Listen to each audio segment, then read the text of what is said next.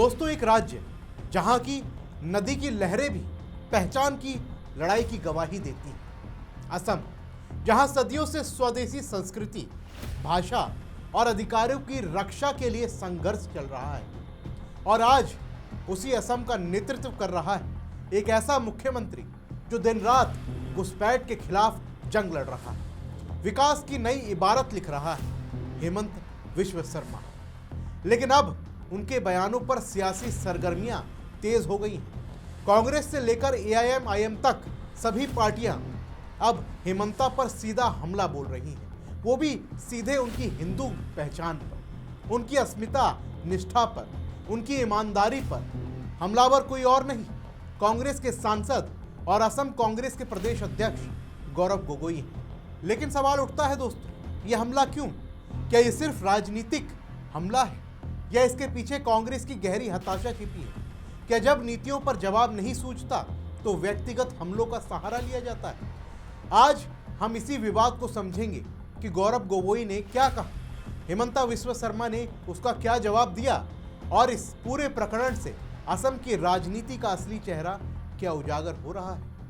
नमस्कार दोस्तों, मेरा नाम है शुभम गुप्ता और आप देखना शुरू कर चुके हैं वीके न्यूज़। दरअसल बात यूँ शुरू हुई कि मुख्यमंत्री हेमंत विश्व शर्मा ने कुछ बयान दिए जिन पर असदुद्दीन ओवैसी से लेकर कांग्रेस तक ने शोर मचाया। लेकिन सबसे तीखा और सबसे निजी हमला गौरव गोगोई ने किया।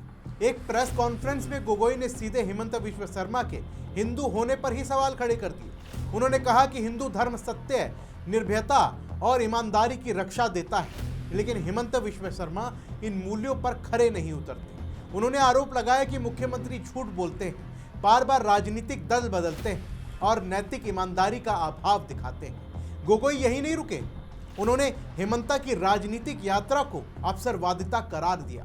कहा कि अपने फायदे के लिए विचारधाराएं बदलना राज्य की राजनीति के लिए नुकसानदेह। सबसे तीखा हमला तो उन्होंने अंत में किया। गौरव गोगोई ने कहा कि हेमंत विश्व शर्मा ना तो सच्चे हिंदू हैं, ना सच्चे नेता साबित हो सकते हैं, ना ही स्वदेशी असमिया हैं। उनकी असली पहचान सिर्फ एक बड़े जमीन मालिक की है। इसके अलावा उन्होंने सीए का मुद्दा भी उठाया। गोगोई ने दावा किया कि हेमंता सीए का समर्थन करते हैं, जो असम की स्वदेशी पहचान के लिए सबसे बड़ा खतरा है, इसलिए वो खुद को असमिया हितों का रक्षक नहीं कह सकते। दोस्तों, ये बयान सुनकर एक सवाल बार बार कौंधता है कि क्या राजनीति अब सिर्फ व्यक्तिगत चरित्र हनन तक सिमट गई? देखिए, राजनीति में दल बदलना कोई बड़ी बात नहीं है। हेमंत विश्व शर्मा पहले कांग्रेस में थे, ये सच है, लेकिन उन्होंने कांग्रेस क्यों छोड़ी? क्योंकि उन्हें लगा कि कांग्रेस असम के स्वदेशी हितों की रक्षा करने में असमर्थ थी। खासकर अवैध घुसपैठ के मुद्दे पर कांग्रेस की नीति डुड़मुल थी, जो असम की पहचान को ही खतरे में डाल रही थी। हेमंता ने जब भाजपा ज्वाइन की और पिछले कुछ वर्षों में असम को नई ऊंचाइयों पर पहुंचाया, बाढ़ नियंत्रण, सड़कें, अस्पताल, स्कूल निवेश, ये सब खाली बयान नहीं, जमीनी हकीकत है। एनआरसी को आगे बढ़ाया, घुसपैठ के खिलाफ सख्ती दिखाई और अब कांग्रेस और गौरव गोगोई उन्हें अवसरवादी कह रहे हैं। लेकिन सवाल कांग्रेस से भी है दोस्तों कि आपने असम में दशकों राज किया, उस दौरान अवैध घुसपैठ क्यों नहीं रोकी? स्वदेशी असमिया क्यों अपने ही भूमि पर असुरक्षित महसूस करने लगे? आज जब हेमंत विश्व शर्मा ये मुद्दे हल कर रहे हैं तो कांग्रेस को तकलीफ क्यों हो रही है?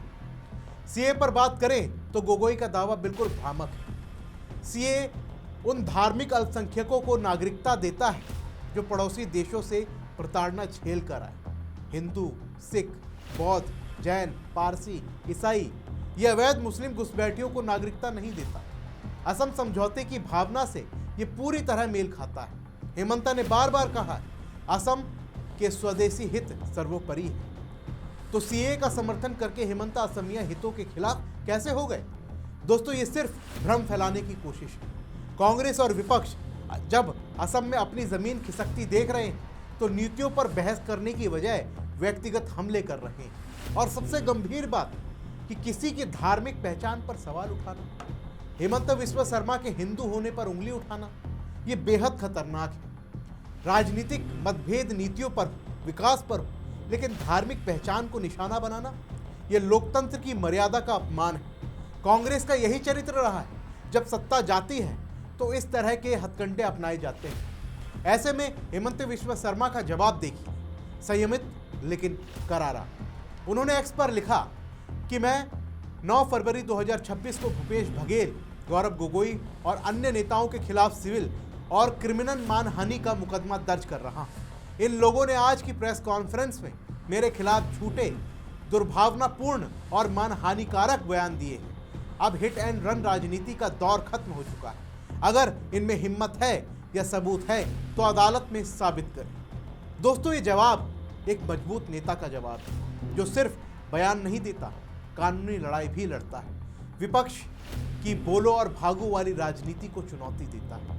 तो दोस्तों, ये पूरा विवाद हमें सिखाता है कि जब कोई नेता जनता के हित में कड़े फैसले लेता है, जनता का भरोसा जीतता है, तो विपक्ष के पास नीतिगत जवाब नहीं बचता।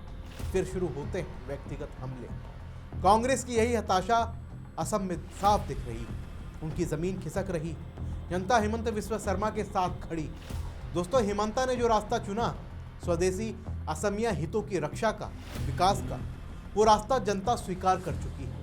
अब देखिए 9 फरवरी को क्या होता है। लेकिन एक बात साफ है कि इस तरह के निजी हमले सिर्फ विपक्ष की कमजोरी दिखाते हैं। दोस्तों, आपको ये पूरा मामला कैसा लगा? क्या व्यक्तिगत हमले राजनीतिक का स्तर गिरा रहे हैं? कमेंट में ज़रूर बताइए। अगर विश्लेषण अच्छा लगा तो वीडियो को लाइक कीजिए, शेयर कीजिए और चैनल को सब्सक्राइब कीजिए। मिलते हैं अगली वीडियो में, तब तक के लिए जय हिंद।